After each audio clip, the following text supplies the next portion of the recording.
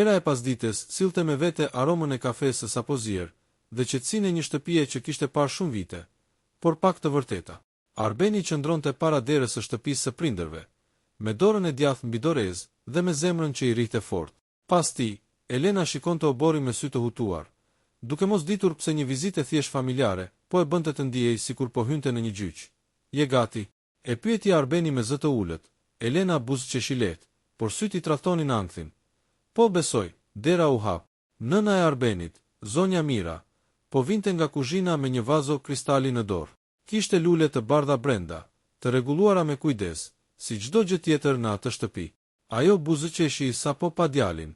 Erdhe më në fund, tha me ngrohtësi, dhe kjo duhet të jetë vajza që na ke folur. Sytë e saj u kthyen nga Elena. Në atë çast, koha u ndal. Ngjyra ju zhduk nga fytyra. Duart filluan t'i dridheshin. Vazoja i rëshiti nga gishtat dhe u përplas në dy sheme me një zhurmë therse. Copat e kristalit u shpërndan kudo, por askush nuk lëvizi. Elena u zbe. Zemra i rahu fort. Një ndjesi e ftohtë i përshkoi shtyllën kurrizore. Mama, thiri Arbeni, duke vrapuar drejt saj. Çfarë ndodhi? Por Mira nuk po shikonte as djalin, as copat në tokë, po shikonte vetëm Elenën, me sytë mbushur me lot, me buzët që i dridheshin. Jo, nuk është e mundur, përshpëriti ajo. Elena bëri një hap përpara, sikur e tërhequr nga një forcë e padukshme. Zonja, a jeni mirë? Pyeti me zë të ngadalshëm. Në atë moment, Mira ra në gjunjë. O Zot, tha me slotësh. Ti je ajo, Arbeni mbeti shtangur. Çfarë po thua? Bërtiti. Mama, kjo është Elena, e dashura ime. Mira ngriti kokën dhe e shikoi djalin sikur po dëgjonte diçka të pamundur. Jo, tha me vendosmëri. Kjo nuk është thjesht e dashura jote. Ajo u kthye nga Elena, me një dhimbje të thellë në zë. Ti je mbesa ime. Vajza e motrës sime. Vajza që humbëm para 26 vitesh, heshtje. Ajri u bëi rënd. Elena ndjeu sikur muret po mbylleshin mbi të. Çfarë? Përshpëriti ajo. Jo, ju gaboheni, por në sytë e Mirës nuk kishte asnjë dyshim. Vetëm mall, dhimbje dhe një sekret i varrosur për më shumë se 2 dekada. Në atë shtëpi, asgjë nuk do të ishte më si më parë. Elena ul ngadalë në karrigen pranë murit, sikur këmbët i kishin humbur fuqinë. Fjalët e Mirës i kumbonin në vesh si një jehon e largët. Ti je mbesa ime. Arbeni qëndronte në mes të dhomës, i ndarë mes 2 grave, pa ditur këtë shikonte më parë. Kjo është çmenduri, tha ai më në fund. Mama, po trembe Elenën. Nuk mund të thuash gjëra të tilla pa prova. Mira u ngrit ngadalë nga gjunjët. Duart i dridheshin ende, por syti ishin mbushur me një vendosmëri të frikshme. Ka prova, bir, tha ajo. Ka plagë që nuk shërohen kur. Ajo ju afrua Elenës, por u ndal një hap larg, sikur kishte frikë ta prekte. Sa vjeç je? E pyeti me zë të ulët. 26, u përgjigje Elena, pothuajse pa zë. Mira mbylli syt për një çast. Një lot i vetëm i rëshiti në faqe. 26 vite më parë motra ime, Ana, humbi vajzën e saj. Një foshnje, një natë pa hënë, që nga ajo ditë, ajo nuk foli më. Asnjë fjalë, asnjë britën, vetëm heshtje. Arbeni u mbështet pas murit. Po ç'lidhje ka kjo me Elenën? Pyeti i nervozuar. Mira u kthye nga ai, sepse Ana nuk vdiq nga sëmundja. Vdiq nga dhimbja. Dhe sepse kjo vajzë ka shenjën, Elena ngriti kokën. Çfarë shenje? Mira tregoi drejt qafës së saj, nën veshin e majt. Një nishan i vogël, në formë gjysmëhëne. Elena instinktivisht çoi dorën në qafë. Arbeni ju afrua dhe pa me sytë e tij. Ishte aty. Gjithmonë kishte qenë aty. Elena, përshpëriti ai. Këtë nuk e dija.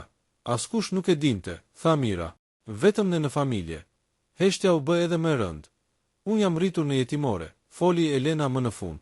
Nuk kam kujtime nga fëmijëria e hershme. Vetëm një zë gruaje që qante. Dhe një emër që më zgjonte netëve. Mira u drodh. Çfarë emri? Elena mori frymthell. Lira, një brit me mbytur doli nga gjoksi i Mirës. Kështu quaj, tha ajo. Kështu e quajti Ana vajzën e saj.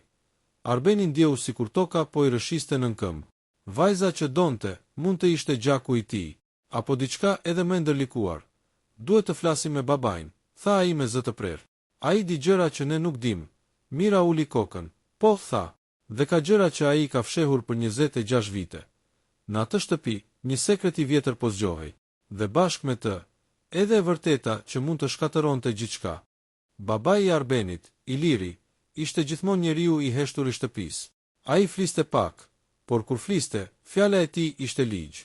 Atë mbrëmje, ai po rinte ulur në dhomën e ndenjës, duke shfletuar një gazetë të vjetër, kur dera u hap me vrull. Duhet të flasim, tha Arbeni, me zë që nuk pranonte kundërshtim. Iliri ngriti syt ngadalë. Vështrimi i tij kaloi nga Arbeni te Mira dhe më pas te Elena. Në atë çast, diçka u thye edhe brenda tij.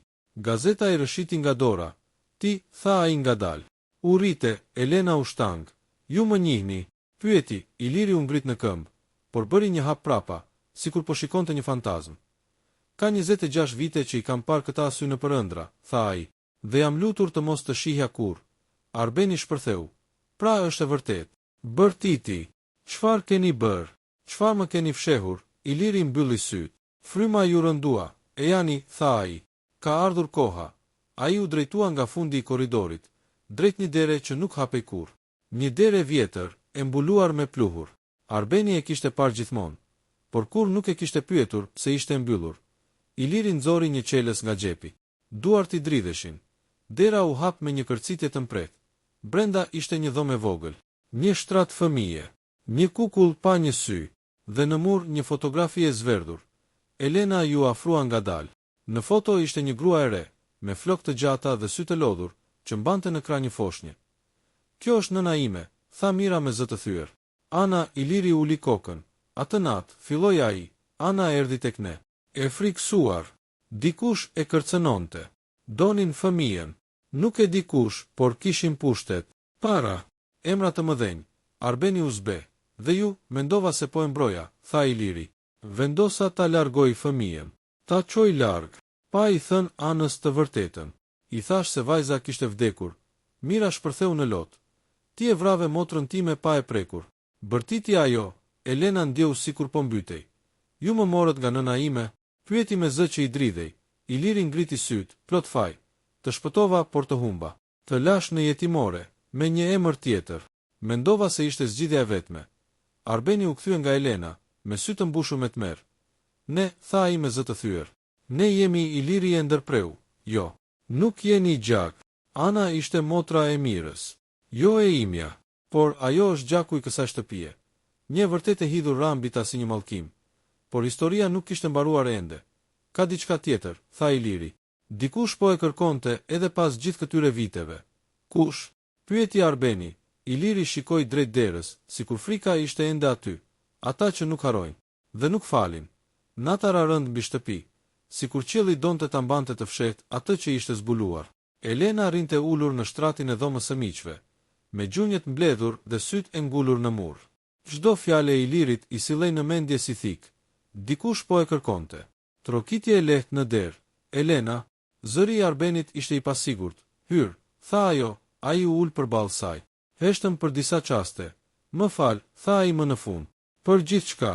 Nuk e dija, Elena uli kokën. Asun nuk e dija kush isha. Tani e di dhe kam frikë. Nga çfarë? Nga e vërteta. Dhe nga ajo që vjen pas saj. Në atë moment, nga korridori u dëgjua një zhurmë. Një hap i rënd. Pastaj një tjetër.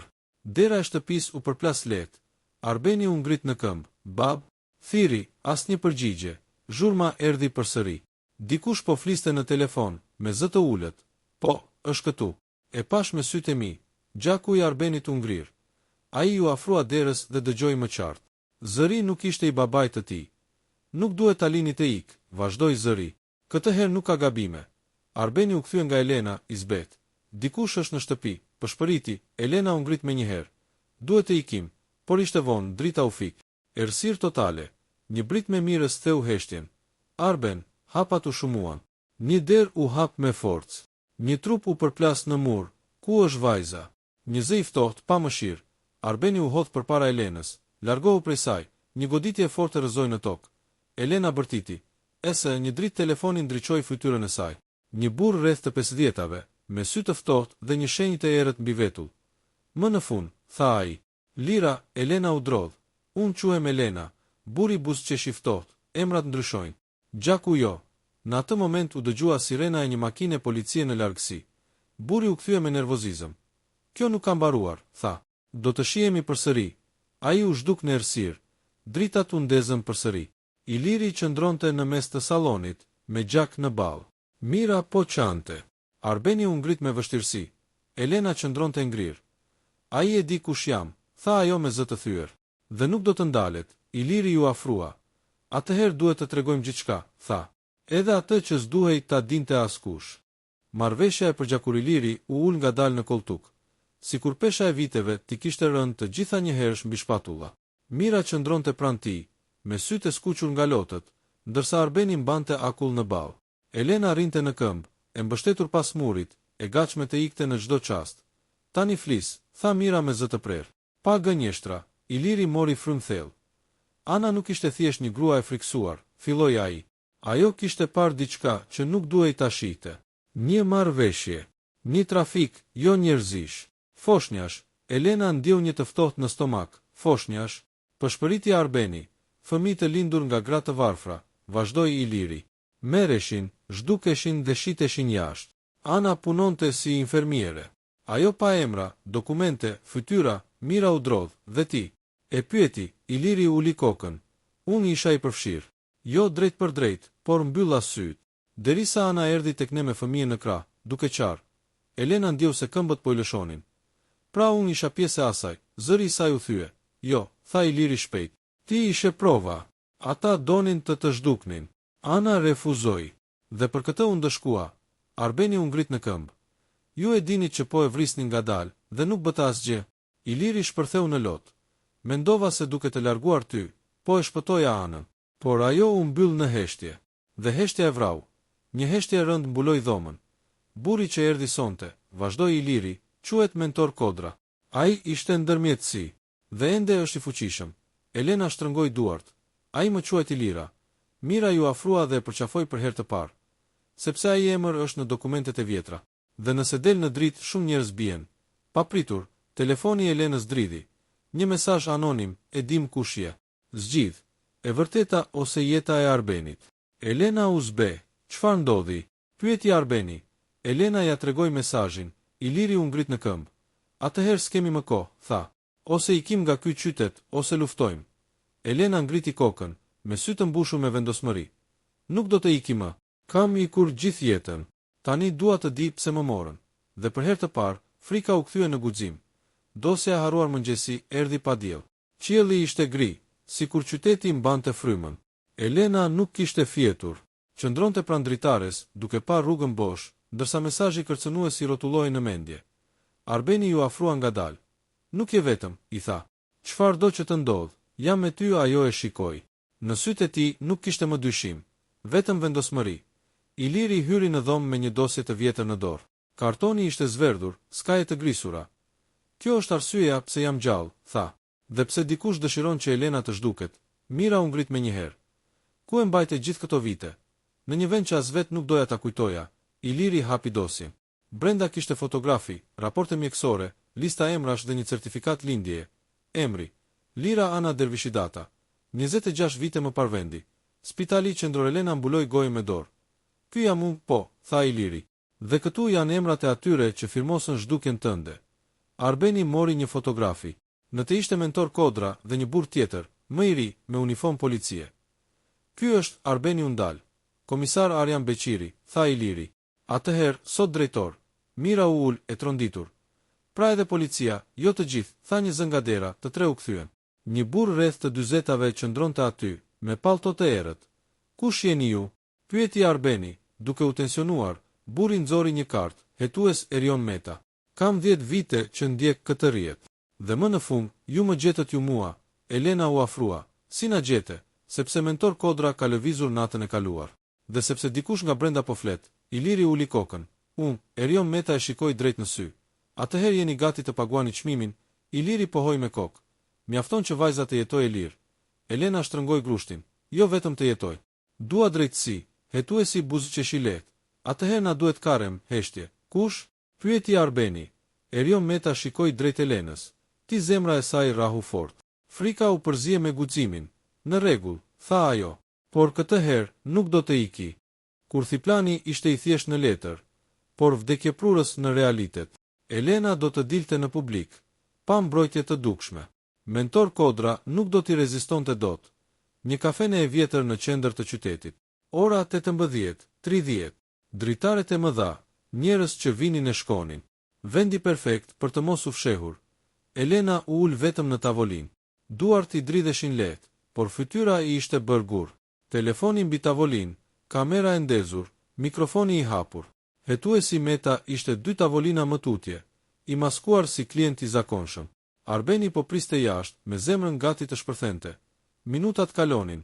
Pastaj ai hyri, mentor Kodra. I qep, i buzë qeshur, si njeri që nuk ka frikë nga asgjë. Ai u ul përballë saj pa pyetur. Lira, tha but, të paralajmërova. Nuk quhe më kështu, u përgjigj Elena. Dhe nuk kam frikë nga ju, mentori i qeshilet. E ke gabim. Frika jote quhet Arben. Gjaku i Elenës u ngrir. Çfarë i keni bërë? Ende asgjë.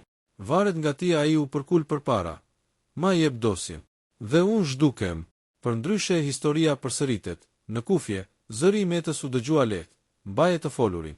Po regjistrojmë gjithçka. Elena mori frymë thellë. Dosja është kopjuar. Edhe nëse më vrisni e vërteta, del mentori ngriti vetullat. Vërtet, tha. Atëherë shiko këtë. Ai nxori telefonin dhe i tregoi një video, Arbeni. I lidhur. Gjallë, Elena ndjeu se po i merri fryma. Jo, pëshpëriti, një gabim i vogël, tha mentori. Dikush nga tuajt flet shumë. Në atë çast, në kufje u dëgjua një zhurmë. Pastaj heshtje, Elena kuptoi. Diçka kishte shkuar keq. Kush na tradhtoi? Pyeti ajo, me zë të dridhur. Mentori buzëqeshi. Njeriu që ka frikë më shumë se ty, dera e kafenes u hap me vru. Sirena policie. Kaos. Mentori u ngrit në këmbë dhe u zhduk me sturmës. Hetuesi Meta u afrua. Arbeni është gjallë, tha ai, por kemi humbur gjurmët. Dhe dikush nga policia na shiti. Elena u ngrit, me lot në sy që nuk ran. Atëherë nuk ka më plan, tha. Ka vetëm luftë, dhe ajo e dinte. Për ta shpëtuar Arbenin, do t'i duhej të sakrifikonte gjithçka. Qielli ishte hapur, por shiu binte si dënim. Elena ecte vetëm në për rrugën industriale të qytetit. Aty ku dritat ishin të pakta dhe hije të gjata. Telefoni i dridhej në dorë. Mesazhi kishte ardhur pak minuta më parë. Eja vetëm. Nëse do ta shohësh gjallë. Asnjë adresë. Vetëm një koordinat që e çonte drejt një magazine të braktisur pranë lumit. Hetuesi Meta ishte kundër. Është vetë vrasje, i kishte thënë. Po humbim kontrollin. Kontrollin e humbët kur e rëmbyen Arbenin. Ju përgjigj ajo. Kjo është puna ime tani. Në derën e magazinës, një dritë vetme pulsonte. Elena hyri brenda. Era e lagështisë dhe hekurit të ndryshkur i mbushi mushkërit. Erdhe, u dëgjua zëri i mentor Kodrës nga errësira. Ashtu si nëna jote, Elena u ndal. Mos e përmend atë, drita u ndez. Arbeni ishte i lidhur në një karrige, i gjakosur, por i gjallë. Elena, thiri ai, ajo vrapoi drejt tij, por një armë u drejtua nga balli i saj. Një hap më tej dhe ai vdes, tha mentori. Elena ngriti duart. Çfarë do, të mbyll këtë histori, tha ai. Ti je fundi i saj. Ai hodhi mbi tavolinë një dokument, nënshkruaje. Deklarat ku thua se gjithçka është gënjeshtër, që dosja është falsifikuar, që babai yt adoptiv ka sajuar gjithçka. Elena e lexoi. Me atë firmë, e vërteta do të varrosej përgjithmonë. Dhe pastaj, pyeti ajo, mentori buzëqeshi. Pastaj ai jeton. Ti zhdukesh nga sytë e botës. Si 26 vite më parë. Arbeni lëvizi me forcë. Mos e bëj. Bërtiti. Më mirë më vrit. Lotët i mbushën sytë Elenës. Gjithë jetën kam qenë një hije, tha ajo. Një gabim. Një sekret. Ajo mori stilolapsin. Dora i dridhej. Në atë moment, një zhumë e fort u dëgjua jashtë. Një dritare u thye. Një zë bërtiti. Policia. Ese lëvizni. Mentori u kthye me nervozizëm. Çfarë? Iliri u shfaq nga dera anësore, me një amë në dorë, duar që i dridheshin. Mjaft, tha ai. Këtë herë do paguaj unë. Një të shtën jehu në magazin. Elena bërtiti. Gjaku u derdh, dhe askush nuk e dinte kush kishte rënë. Zhurma e të shtënës u përplas me muret e magazinës dhe u shua ngadalë, sikur koha kishte ndalur. Elena u rrëzua në gjunje, me veshët që i gumëzhinin dhe sytë ngulur në errësirë. Arben. Bërtiti ajo, drita u ndez plotësisht. Pamja që ju shfaq para syve ishte e tmerrshme. Iliri ishte shtrirë në tokë, me gjak që i rrite nga gjoksi. Arma i kishte rënë disa hapa më tej. Mentor Kodra qëndronte i mbështetur pas murit, i plagosur në shpatull, por ende në këmbë. Jo, pëshpëriti mira që kishte hyrë pas policëve. Arbeni ishte ende i lidhur, por i padëmtuar. Syti ishin mbushur me lot. Bab, se zëri i tij u shua, Iliri u përpoq të fliste. Elena ju afrua me vrap dhe u ul pranë tij. Mos fol, i tha ajo. Po vjen dima, Iliri buzëqeshi dobët. Është vonë, pëshpëriti. Kjo ishte borxhi im.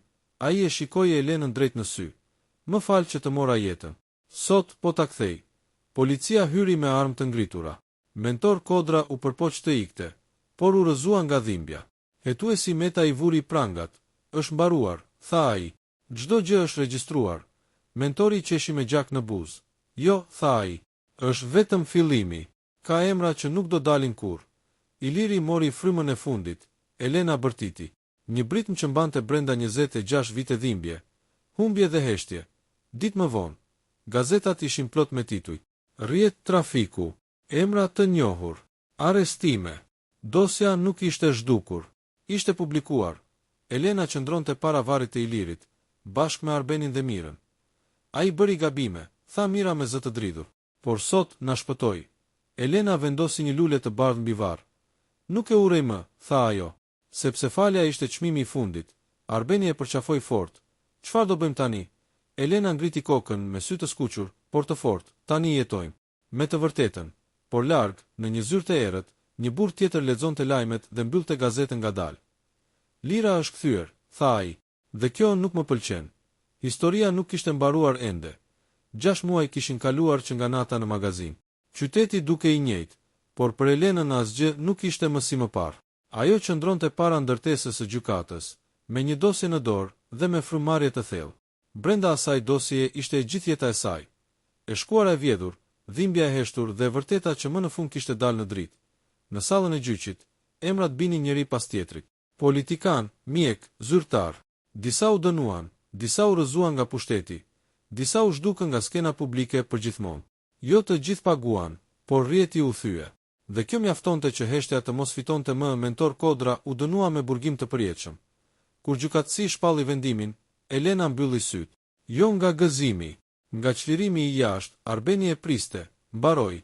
E pyeti, ajo pohoi me kokë, mbaroi një kapitull. Jo jeta, ata u kthyen në shtëpinë e vjetër. Dhoma e mbyllur nuk ekzistonte më. Kukulla pa sy ishte zhdukur. Në mur, një fotografi e re. Ana, Mira, Arbeni dhe Elena. Një familje e thyer, por e bashkuar. Mira i mori duart. Motra ime do ishte krenare për ty, Elena buzëqeshi me lot në sy. Ajo më dha emrin Lira. Por sot dua një tjetër. Cilën? Pyeti Arbeni. Ajo ngriti kokën, Liri. Sepse për herë të parë jam e lirë. Muaj më vonë, Elena hapi një fondacion për fëmijët e zhdukur. Për çdo emër që ishte fshirë, ajo donte të kthente një zë. Çdo natë, para se të flinte, mendonte për Anën dhe për Ilirin, për gabimet dhe sakrificat. Një mbrëmje, teksa mbyllte zyrën, telefoni i saj ra, një numër i panjohur. Ajo u ndal për një çast dhe u përgjigj. Alo, në anën tjetër vetëm heshtje. Pastaj një zë fëmije. Ai e ti? Lira, Elena u shtang. Lotët i rodhën pa i ndalur. Po, tha me zë të butë. Jam këtu, historia mbaroi. Por shpresa sapo kishte filluar.